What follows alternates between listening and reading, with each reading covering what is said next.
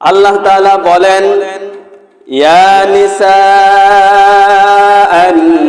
নাবিয়্যি লাস্তুন্না কাআহাদিম মিনান নিসাই ইন ইত্তাকাইতুন্না ফালা তাখদাউনা বিল কওলি ফায়াতমাআল্লাযী ফী কলবিহি মারাদুন ওয়া কুলনা কওলাম মা'রুফা। মহান আল্লাহ সুবহানাহু তাআলা তার মহাগ্রন্থ আল কোরআনের মধ্যে বলেছেন, হে নবীর স্ত্রীরা, আন-নাবিয়্যি লাস্তুন্না কাআহাদিম মিনান নিসাই ইন ইত্তাকাইতুন্না, তোমরা ভয় করো আল্লাহকে যখন তোমরা কোন মানুষের সঙ্গে কথা বলবে। অবশ্যই অবশ্যই মিষ্টি মিষ্টি কথা বলবা না। যখন তোমরা কোনো পরপুরুষের সঙ্গে কথা বলবে অবশ্যই সেটা যেন কোনো মধুর বাণী না হয়, এটা যেন সোজা সহজ একবারে সোজা কথা হয়। এটা যেন কোনো মধুর ভাবে তোমাদের মুখ থেকে উচ্চারিত না হয়, সেই দিকে তোমরা খেয়াল রাখবে। হে পৃথিবীর মানুষ, ভালো করে যদি আপনি চিন্তা ফিকির করেন তাহলে কিন্তু আপনি বুঝতে পারবেন এই আয়াতটা আল্লাহ তাআলা নবীর উপরে নাযিল করলেন কোন সময়? যেই সময় আল্লাহর রাসূল সাল্লাল্লাহু আলাইহি ওয়াসাল্লাম পৃথিবীর অন্ধকারগুলোকে দূর করেছিলেন, সমস্ত আরব ভূমির ভূখণ্ডের মানুষগুলোকে পবিত্র বানিয়েছিলেন। সেই পবিত্র মানুষগুলোর মধ্যে কোনো দুর্বলতা থাকার কথা নয়, তাদের মধ্যে কোনো অশ্লীলতা বেহায়াপনা লালন থাকার কথা নয়। তার স্ত্রী যারা রয়েছে স্ত্রীদের মধ্যেও কোনো দুর্বলতা অশ্লীলতার ছাপ থাকার কথা নয়। কিন্তু এরপরেও আল্লাহ সুবহানাহু তাআলা এই আয়াত তার রাসূলের উপরে নাযিল করে জানায়া দিলেন, হে রাসূল, আপনার স্ত্রীরা যখন পরপুরুষের সঙ্গে কথা বলবে অবশ্যই অবশ্যই তারা যেন নম্রতা আর মধুর সুরে কথা না বলে, তারা যেন সোজাসুজি কথা বলে। চিন্তা করেন তো, যেই সমাজের মধ্যে এরকম অসুস্থতার কোনো বালাই ছিল না, সেই সমাজের মধ্যে যদি আল্লাহ তাআলা এই কথাটা বলতে পারেন, আজকের দিনে আজকের সমাজে আমরা যারা বসবাস করছি আমাদের উপরে এই আয়াতটা তাহলে কতটা কঠোরতা অবলম্বন করছে। হে হরেন্দার মুসলমান, চিন্তা করলে আপনারা বুঝতে পারবেন। আপনি একটু তাকায়া দেখেন, আমাদের বাংলাদেশে যে সমস্ত উৎসবগুলো হয় এই সমস্ত উৎসবগুলোতে আমাদের মেয়েরা আমাদের স্ত্রীরা শারীরিক সৌন্দর্য প্রদর্শন করে সেই উৎসবগুলোতে যোগ দেয়। এই যে শারীরিক সৌন্দর্য প্রকাশ করলো, এই শারীরিক সৌন্দর্য প্রকাশ করার কারণে যাদের অন্তরের মধ্যে রোগ রয়েছে, যাদের কলবের মধ্যে অসুস্থতা রয়েছে, যাদের মগজের মধ্যে ঘুম ধরেছে, বিবেক জ্ঞান সবকিছুই যাদের ডিলেট হয়ে গিয়েছে, যখনই আপনি সৌন্দর্য প্রদর্শন করে উৎসবগুলোতে যাবেন তখনই যৌনতার হয়রানি পেরেশানি হবেন। আপনি যদি চিন্তা করেন, আমাদের দেশে একটি মেলা হয়, যে মেলাটার নাম হলো বৃক্ষ মেলা।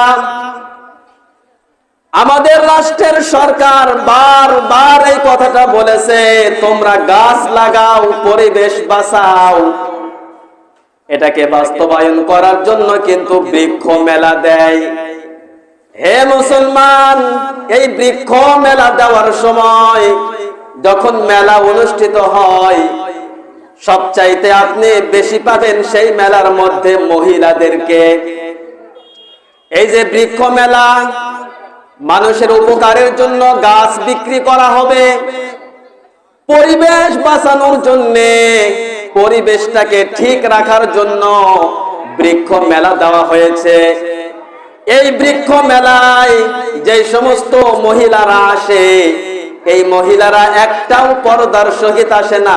সব মহিলাগুলো তাদের সৌন্দর্য প্রদর্শন করে মেলায় অবস্থান করে। এবারে একটু চিন্তা করে আপনি দেখেন, এক দোকানদারের কাছে মহিলা বলছে, ভাই আমাকে 2টো গাছ দেন, দাম কত হবে? বৃক্ষ মেলার দোকানদার তাকে ডাক দিয়ে বলছে, হে বোন, তুমি যদি গাছ নাও তোমার কাছে আমার পয়সা নেওয়া লাগবে না। মেয়েটা ডাক দিয়ে বলছে, আপনি পয়সা নেবেন না, কয়টা গাছ ফ্রি ফ্রি দিবেন?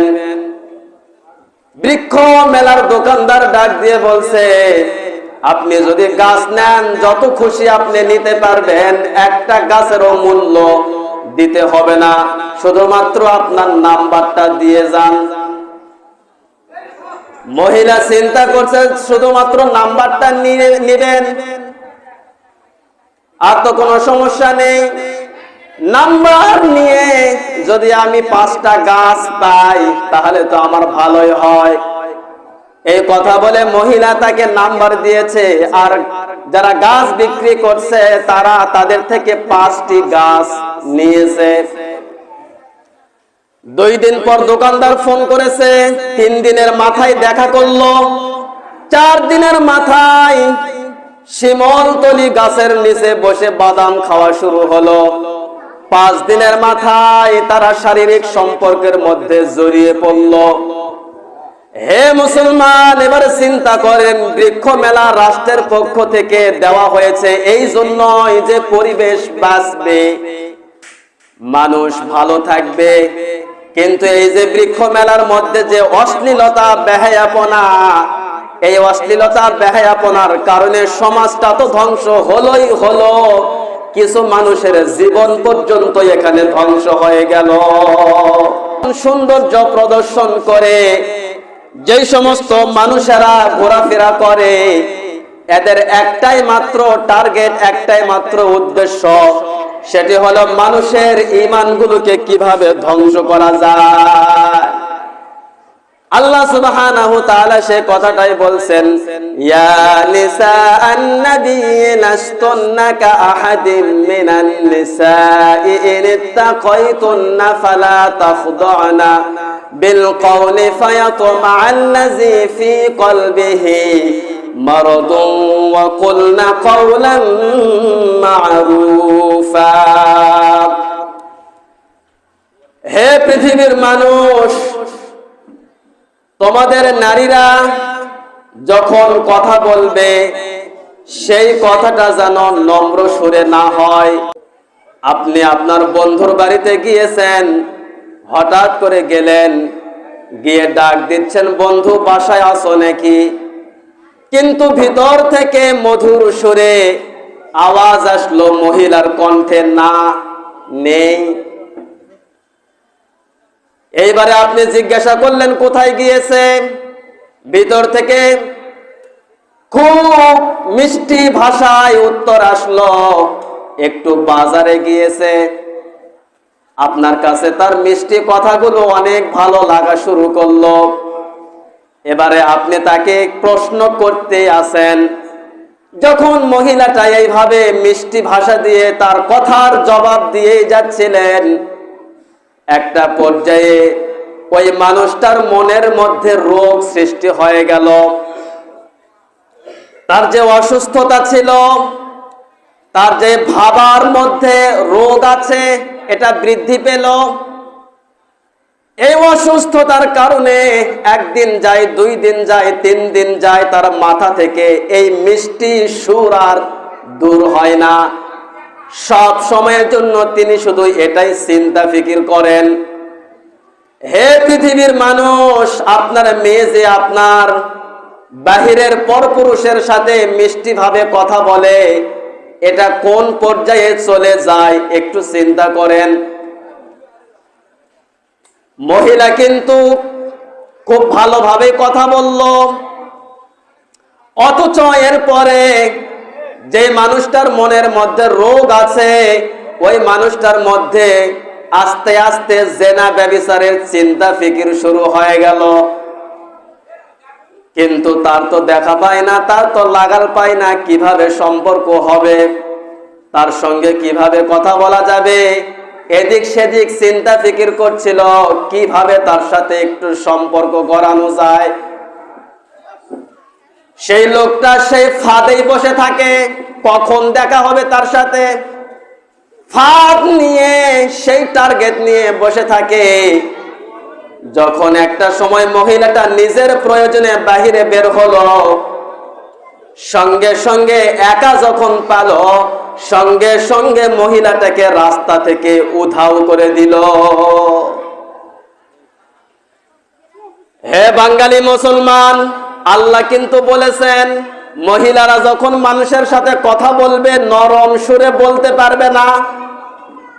মহিলারা যখন মানুষের সাথে কথা বলবে মাধুর্য দিয়ে কথা বলতে পারবে না।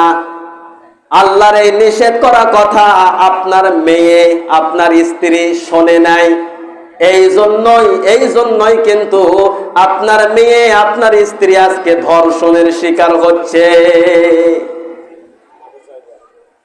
হে মুসলমান, এবার একটু আপনি চিন্তা করেন তো, আল্লাহ সুবহানাহু ওয়া তাআলা নরম সুরে কথা বলতে নিষেধ করে দিলেন।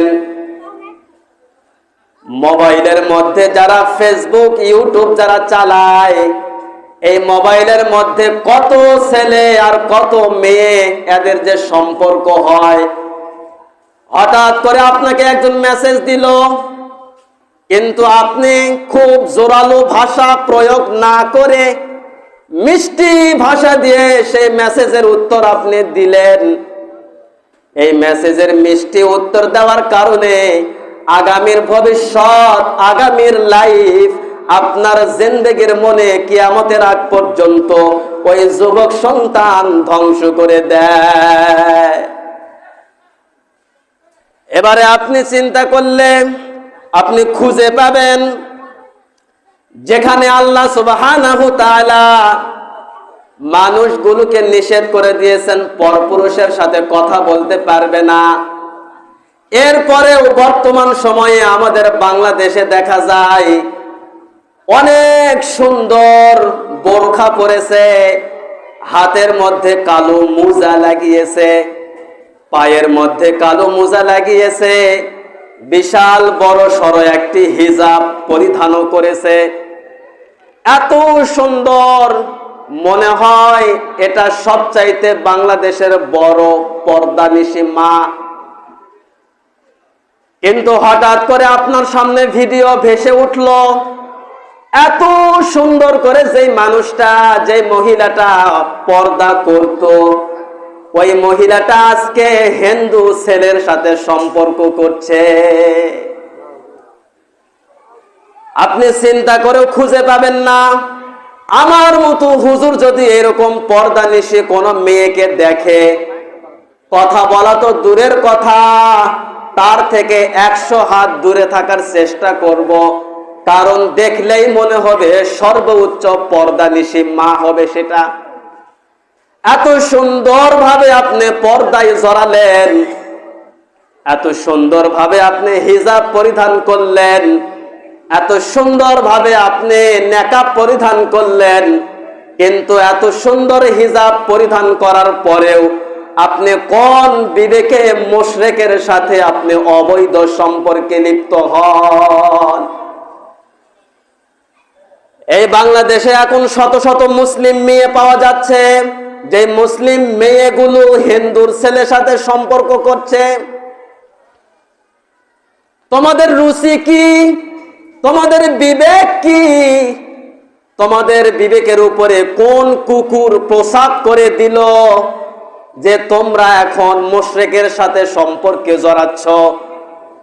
অথচ আল্লাহ সুবহানাহু ওয়া তাআলা বলছেন, ওয়ালা তানকিহুল মুশরিকাতি হাত্তা ইউমিন ওয়ালা আমাতুম মুমিনাতুন খায়রুম মিন মুশরিকাতিন ওয়ালাউ আ'জাবাতকুম ولا تنكحوا المشركين حتى يؤمنوا ولعبد مؤمن خير من مشرك ولو أعجبكم أولئك يدعون إلى النار والله يدعو إلى الجنة والمغفرة بإذنه ويبين آياته للناس لعلهم يتذكرون সূরা বাকারা 2 নম্বর পারার 14 নম্বর পৃষ্ঠার 220 21 নম্বর আয়াত। আল্লাহ সুবহানাহু তাআলা পৃথিবীর মানুষগুলোকে ডাক দিয়ে বলছেন, হে পৃথিবীর মানুষ, তোমরা যারা মুমিন ব্যক্তি আছো, কোন মুমিন ব্যক্তি, কোন মুমিন নারী, ওই মুমিন নারী কিন্তু কোন মুশরিক পুরুষকে বিবাহ করতে পারবে না। মুশরিক পুরুষকে মুমিন নারী বিবাহ করতে পারবে না। যদিও সেই মুশরিক পুরুষটা অনেক ধনভাণ্ডারের মালিক হয়, যদিও সেই মুশরিক পুরুষটা বিশাল মর্যাদা সম্পন্ন হয়, যদি বিশাল ধনাঢ্য ব্যক্তিও হয়, বিশাল মর্যাদা সম্পন্ন হয়, ওই মুশরিক পুরুষের চাইতে মুসলিম একজন কামলা অনেক ভালো। আল্লাহ তাআলা বললেন মুশরিক তার চাইতে মুসলিম কামলা ভালো। হে মুসলিম মেয়ে, তোমার বিবেকে কে পায়খানা করে দিল? তোমার রুচির উপরে কে প্রসাব করে দিল? আল্লাহ যে নিষেধ করলেন মুশরিকের সাথে বিবাহ হারাম, তুমি কোন বিবেকে কালো বোরখা পরে, কোন বিবেকে, কোন লজ্জায়, কোন শরমে তোমার জন্ম তো হয়েছিল একটা মুসলিম ঘরে? তুমি তো ছোটবেলা থেকে মুসলিম ঘরে মানুষ হয়েছো, তুমি তো ছোটবেলায় মক্তবে গিয়েছো, আলিফ বা তা সা পড়াশোনা করেছো।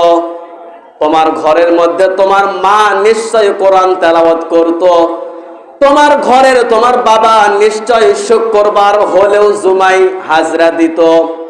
এমন মুসলিম ঘরের মেয়ে হয়ে কোন বিবেকে তুমি একটা মুশরিক ছেলের সাথে সম্পর্কে জড়াচ্ছ? অবশ্যই বুঝতে হবে, যখন তুমি মুশরিক ছেলের সাথে সম্পর্ক জড়িয়েছ, তুমি আর মুসলমান নাই, মুসলমান নাই, তুমিও মুশরিকে পরিণত হয়েছ। হে মুসলমান, আপনি আশ্চর্য হয়ে যাবেন, আল্লাহ সুবহানাহু তাআলা নিষেধ করে দেওয়ার পরেও যে সমস্ত মুসলিম নারী তোমরা এইভাবে এইরকম কার্যকলাপে লিপ্ত হচ্ছ, আল্লাহ তাআলা বলেন হাবিতত আমালুহুম ফিদ দুনিয়া ওয়াল আখিরাহ। এরকম মানুষ এই পৃথিবীতে যারা আছে, অবশ্যই অবশ্যই আল্লাহ সুবহানাহু তাআলা তার পূর্বের যত নেক আমলগুলো আছে সব আমলগুলো ধ্বংস করে দিবেন। হে মুসলমান, এবারে একটু আপনি তাকায়া দেখেন তো, এই যে বাংলাদেশ, এই বাংলাদেশের মানুষ কিন্তু প্রায় 18 কোটি মানুষ। এই 18 কোটি জনসংখ্যা, তার মধ্যে যদি আপনি ভাগ করেন 100 দিয়ে, 100 ভাগের মধ্যে প্রায় 90 ভাগ মানুষ কিন্তু মুসলমান বসবাস করে। বাকি 10 ভাগ যেটা থাকলো এটা বিভিন্ন ধর্মের আছে। এই 10-এর মধ্যে 8 ভাগ মানুষ রয়েছে যারা হিন্দু। এবার আপনি একটু চিন্তা করেন, যেখানে 8 ভাগ হিন্দু, 90 ভাগ মুসলমান, এতগুলো মুসলমানের দেশে ওই মুসলিম মেয়ে কি কোনো একটা মুসলমান যুবক কি খুঁজে পায় না? তোমার তো লজ্জা থাকার দরকার। আপনারা জানেন আমাদের এই বাংলাদেশে একটি প্রচলিত আইন আছে, 18 বছরের নিচে যদি কোনো ছেলে অথবা মেয়ে বিবাহের মধ্যে জড়িত হয় তাহলে সেটা হয় বাল্য বিবাহ। যদি পুলিশ খবর পায় তাহলে কিন্তু সেটা আটকিয়ে দেয়। হে পৃথিবীর মানুষ, এটাও কিন্তু সংসদ আইনে লিপিবদ্ধ আছে, 18 বছরের আগে কোন ছেলে কোন মেয়ে যদি সম্পর্কে জড়িয়ে ফেলে আর সেটা যদি কোনো পুরুষ ওই মহিলাকে প্রলোভন দেখায় আমি বিয়ে করব, মিষ্টি মিষ্টি কথা বলায়, যদি প্রলোভন দেখিয়ে কোন মেয়ের সাথে কোন ছেলে যদি শারীরিক সম্পর্কে জড়িত হয় কিন্তু এর পরবর্তী সময়ে সে যদি বিবাহ করতে অস্বীকার করে, বাংলাদেশের আদালত বলছে ওই মেয়ে যদি মামলা করে অবশ্যই সেটা হবে ধর্ষণ মামলা, অবশ্যই পুলিশ এই মামলা নিতে বাধ্য থাকবে।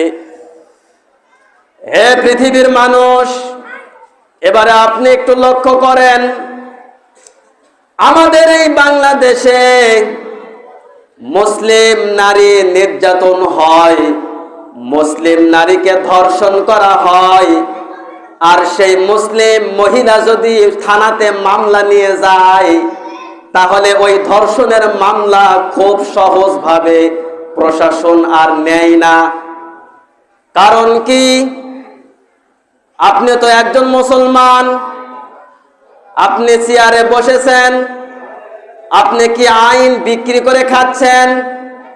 এদেশের নাগরিক মামলা করছে, জুলুম নির্যাতনের শিকার হচ্ছে, আপনার কাছে মামলা নিয়ে যাচ্ছে কিন্তু আপনি মামলা নিচ্ছেন না। এর কারণ কি?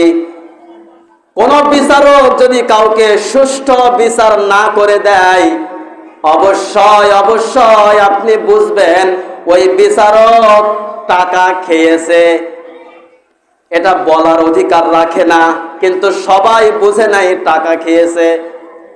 এই যে পুলিশ প্রশাসন, আপনি যে আজকে মামলা নিচ্ছেন না, মহিলা ধর্ষণ হচ্ছে, আটক হচ্ছে, 7 দিন পর্যন্ত গণধর্ষণ চলছে, 3 দিন পর্যন্ত আটক করে গণধর্ষণ চালাচ্ছে, মামলা যে আপনি নিচ্ছেন না এর কারণ আমরা কিন্তু বুঝতে বাকি রাখি নাই, অবশ্যই হিন্দুত্ববাদীরা আপনাকে টাকা দিচ্ছে।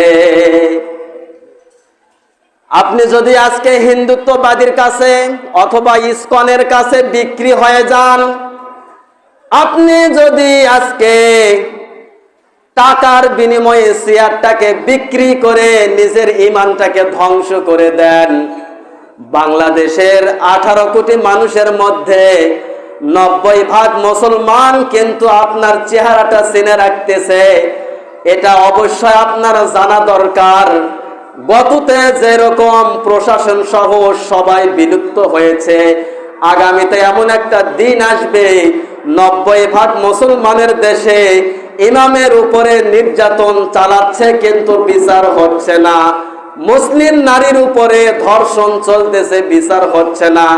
90% মুসলমান যদি রাজপথে নামে অবশ্যই অবশ্যই আপনিও পালাতে রাস্তা পাবেন না।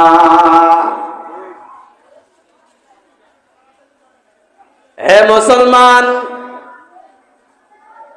এবারে একটু আপনাদেরকে ভালো করে তথ্যটা জানিয়ে দেই। যেহেতু এই চেয়ারে আমি বসেছি, কথাগুলো বলা আমার এখন দায়িত্ব। বাংলাদেশে একটি সংগঠন কাজ করে, যে সংগঠনের নাম হলো ভাগোয়া লাভ ট্র্যাপ। এটা হিন্দুত্ববাদীদের একটা সংগঠন।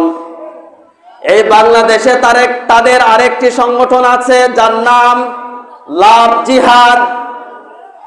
এই সংগঠনটি সরাসরি ভারত থেকে পরিচালিত। এই সংগঠনে যারা যোগদান দিয়েছে সব কিন্তু হিন্দু। এই হিন্দু যুবকরা মুসলিম মেয়েদেরকে টার্গেট করে করে প্রেমের ফাঁদে ফেলিয়ে তাদের সাথে সম্পর্কে জড়িয়ে শারীরিক সম্পর্ক করে পেটের মধ্যে বাচ্চা দিয়ে এদেরকে ভারতে পাচার যদি করতে পারে, এক একটা হিন্দুত্ববাদীর সংগঠনের সন্তান এই কাজ যদি করতে পারে, বিনিময়ে তারা পাচ্ছে লক্ষ লক্ষ টাকা তারা পাচ্ছে। হে মুসলিম মেয়ে, তুমি তো আজ বুঝতেছ না বোন, তোমার উপরে যে নির্বিচারে অত্যাচার চালানো হচ্ছে এর পিছনে একটা সংগঠন কাজ করছে। তোমার উপরে যে ধর্ষণ চালানো হচ্ছে এর পিছনে একটা সংগঠন কাজ করছে। আজকে তুমি সেই সংগঠনের শিকার হয়ে নিজের দেহ, নিজের আত্মা, নিজের সব কিছু তুমি বিলিয়ে দিচ্ছ। এর বিনিময়ে তুমি কিন্তু আখিরাতের ময়দানে তো জাহান্নাম পাবেই পাবে, দুনিয়ার মধ্যে তোমার লাইফটাও ঠিক মতো কাটবে না। সতর্ক করছি মুসলিম মেয়ে, মুসলিম বোন, মুসলিম মা, ফিরে আসো তোমার রবের দিকে। তোমার রব আহ্বান করছে, ওয়াল্লাহু ইয়াদউ ইলাল জান্নাতি ওয়াল মাগফিরাতি বিইজনি। তোমার রব তো তোমাকে ডাকতেছে তার ক্ষমার দিকে, তোমার রব তো তোমাকে ডাকতেছে তার জান্নাতের দিকে। উলাইকা ইয়াদউনা ইলান নার। পক্ষান্তরে যারা মুশরিক আছে তারা তো তোমাদেরকে ডাকতেছে আগুনের দিকে।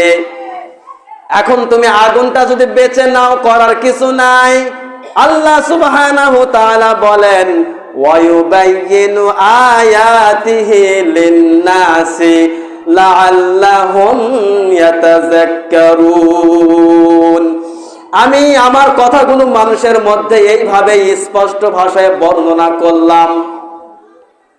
যার মধ্যে জ্ঞান আছে, যার মধ্যে বিবেক আছে, আশা করছি অবশ্যই এখান থেকে কিছু শিক্ষা নেবে। হে মুসলমান, এবারে একটু আপনাদেরকে তথ্য দেই। দুই বন্ধু একসঙ্গে চুলার মধ্যে রান্না উঠাইয়া দিয়েছে। চুলার মধ্যে রান্না করছে, একটা বন্ধু ঘরের মধ্যে শুয়ে আছে। কিন্তু দুই বন্ধুর মধ্যে একজন রান্না করছে, ঘরের মধ্য থেকে সে কিন্তু দেখতে পাচ্ছে রান্না চলছে। হঠাৎ করে চুলার মধ্যে আগুন নিভে গেল। যেই বন্ধুটা চুলার মধ্যে আগুন জ্বালাচ্ছিল, আগুন যে নিভে গেল, কোন লাকড়ি ছাড়াই তিনি তার হাত চুলার মধ্যে আগুনের মধ্যে ঢুকিয়ে দিলেন। চুলার মধ্যে নাড়াচাড়া করছেন, এইভাবে তিনি ফু দিয়ে সে আগুনটাকে আবার জ্বালানোর চেষ্টা করছেন। এ কেমন একটা আশ্চর্য ঘটনা! আগুন নিভে গেল, চুলার মধ্যে দাউ দাউ করে আগুন জ্বলছিল, ছায়ের মধ্যে ভরা আগুন, আর সেই ছায়ের মধ্যে তার ওই বন্ধুটা হাত ঢুকিয়ে নাড়াচাড়া করছে আর মুখের ফু দিয়ে আগুনকে জ্বালানোর চেষ্টা করছে। কি আশ্চর্য ঘটনা! ঘরের মধ্য থেকে চলে আসলো, এসে ডাক দিয়ে বলছে, বন্ধু খবরদার লুকাবে না, আমি কিন্তু তোমার গোপন জিনিস দেখে ফেলেছি। ডাক দিয়ে বলছে, কি সেই গোপন জিনিস তুমি দেখতে পেলে? তাকে বলছে, বন্ধু খবরদার লুকাবে না, আমি কিন্তু দেখলাম চুলার মধ্যে যখন আগুন নিভে গেল তুমি কিন্তু তোমার হাত দিয়ে আগুনটাকে নাড়াচাড়া করতেছিলে। তোমার হাতে কি স্পর্শ করে না আগুন? ওই বন্ধু ডাক দিয়ে বলছেন, না, যখন দেখেই ফেলেছো আমাকে বলতে হবে। তোমার কাছে গোপন করে আমার লাভ নাই। আমার হাতের মধ্যে কেন, আমার সারা শরীরের মধ্যে আগুন লাগা নিষেধ আছে। বলে কিভাবে সম্ভব? ওই বন্ধু ডাক দিয়ে বলছে, আমি একজন খালেস বান্দার দোয়া পেয়েছি, যে দোয়ার বরকতে আমার সারা শরীর যদি আগুনও লেগে যায় আমার একটা পশমও পুড়তে পারবে না। বন্ধুর মনে কৌতূহল জাগলো, কিভাবে সম্ভব? একটু বলো তো সেই খাস বান্দাটাকে, যার দুয়ার বরকতে আজকে তোমার শরীরে আগুন লাগা হারাম হয়ে গেল। ওই খাস বান্দার একটু পরিচয় আমাকে শোনাও। হে হরেন্দার মুসলমান, আপনি যদি ভালো করে শোনেন বুঝতে পারবেন।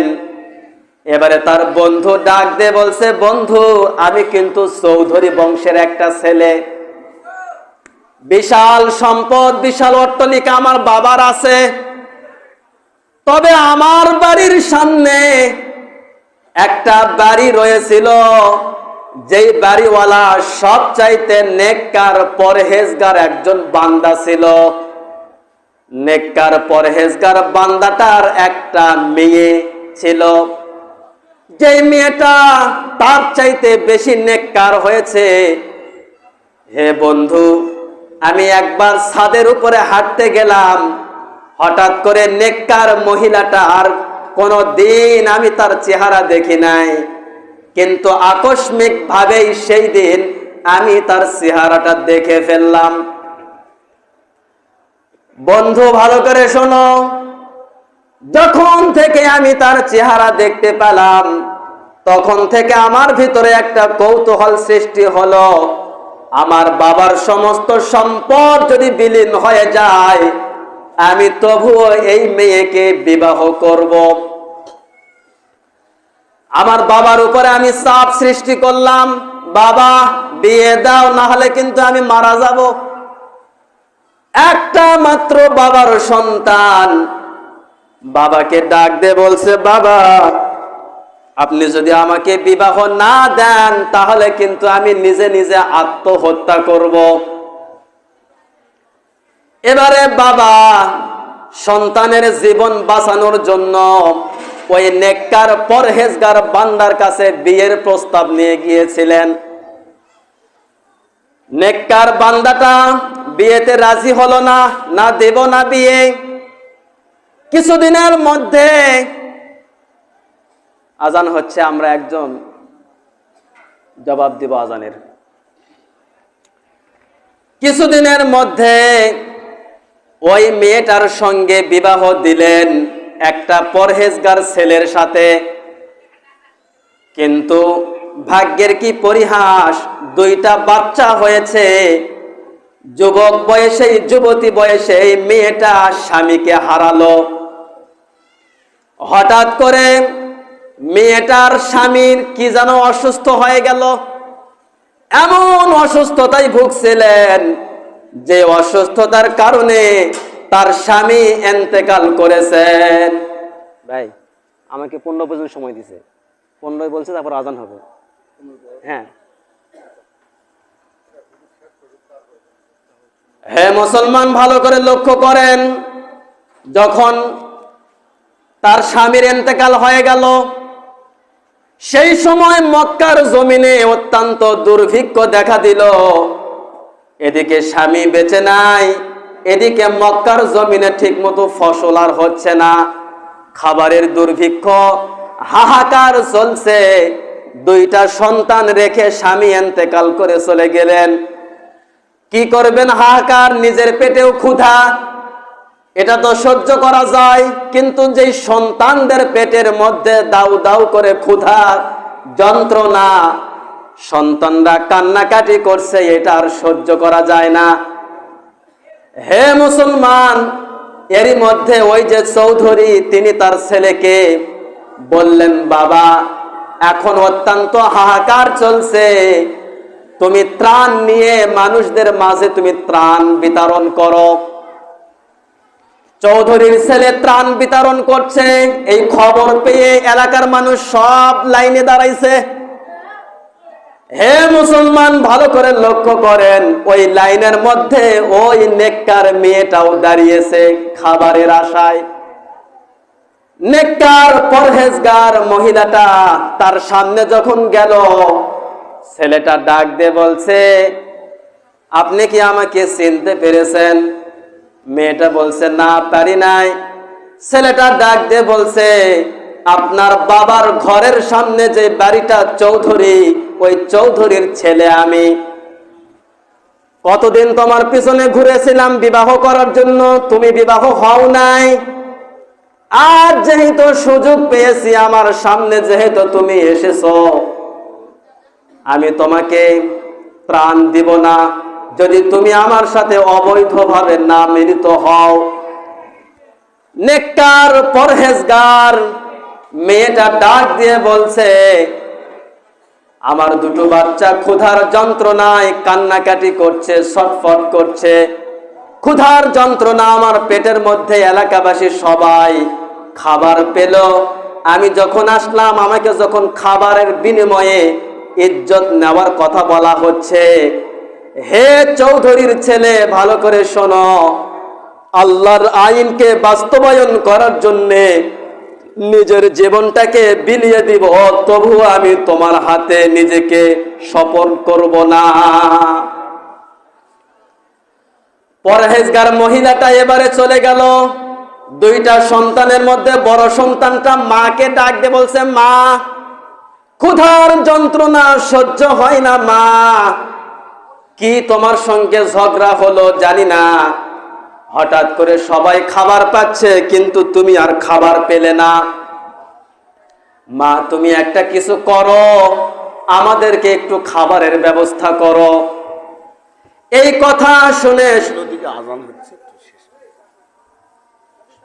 কথা শুনে তার মা তার দিকে এগিয়ে গেল। তার দিকে যখন তার মা এগিয়ে গেল, এবারে ওই চৌধুরীর ছেলেটা মুস্কি মুস্কি হাসতেছিল।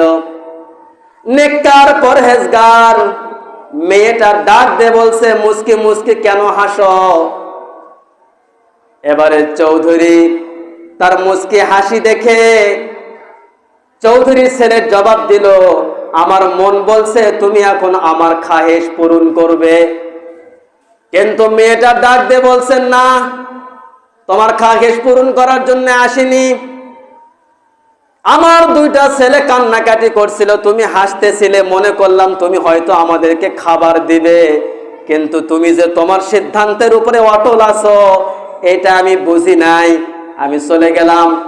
সন্তানদেরকে ডাক দিয়ে বলছে সন্তানরা চলো বাড়িতে চলো, আমাদের খাবার অবশ্যই আমাদের রাজ্জাক যিনি আমাদের দরজার সামনে পৌঁছে দিবেন। সারাদিন খাবারের সন্ধানে তিনি ঘোরাফেরা করলেন, তিনি খাবার পেলেন না। ভাই আমাকে 15 সময় দেওয়া আছে, 15 হলে আমি ছাড়ে দেবো। হ্যাঁ আজান হচ্ছে, আমি বলছি 15 পর্যন্ত কথা বলেন। হ্যাঁ আজান হচ্ছে, জবাব একজন দেন, যে কোনো একজন জবাব দেন, ইনশাল্লাহ হয়ে যাবে।